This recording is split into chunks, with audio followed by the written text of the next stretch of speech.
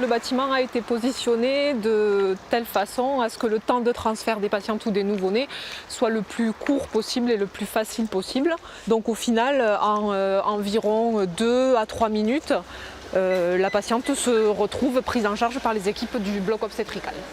Faire en sorte que les patientes puissent être transférées en cas d'urgence à l'hôpital, un axe majeur pour le centre hospitalier Castres-Mazamet, partenaire du projet.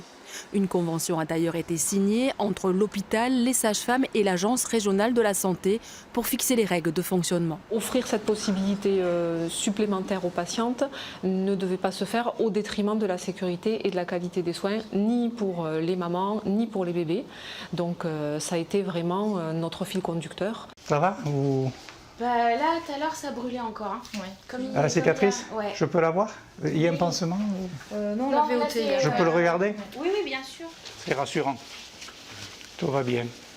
Le docteur Jean-Pierre Fabriès est responsable du pôle mère-enfant. Il a rapidement adhéré au projet de maison de naissance porté par les sages-femmes libérales. On a été agréablement surpris par le fait qu'elles réagissent assez vite lorsqu'il y a nécessité de transfert. Il n'y a pas de perte de temps ou d'idée de conservation absolue de la patiente dans la maison de naissance. Il faut absolument qu'elle accouche, même si ça dure 20 heures, même si c'est compliqué. Ça, on ne le voit plus.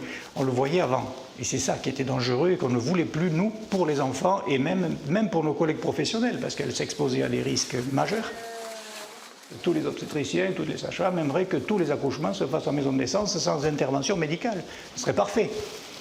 Mais on note que ce n'est pas toujours le cas. Du reste, vous voyez, 14 accouchements, 8 transferts. Avec plus de 50% des patientes qui avaient tous les critères pour être en maison de naissance qui ont dû être transférées pour une raison ou une autre. Ça veut donc dire que ce n'est pas gagné à chaque fois. Petite poupette. Eh oui, et puis Elle est arrivée en avance en plus, elle nous a surprise. Là, à mon avis, elle repartira, elle sera en bonne santé, il lui arrivera rien. Lise est née par césarienne à l'hôpital. Ce jeune couple avait pourtant fait le choix d'un accouchement en maison de naissance. Malheureusement, la maman a présenté une pathologie modifiant la prise en charge. On a préféré être suivi à l'hôpital pour connaître le cadre, les équipes, plutôt que prendre le risque d'être suivi à Doumaya pour au dernier moment être transféré là et arriver dans un milieu qu'on ne connaissait pas. Donc on a préféré pour un premier bébé être prudent. Pour minimiser les risques en cas de transfert, l'hôpital oblige les femmes candidates à l'accouchement en maison de naissance à consulter un anesthésiste. Est-ce que vous voulez boire quelque chose? Un verre d'eau, un Camille et sirop? Thibault vivent les derniers moments de préparation à l'accouchement.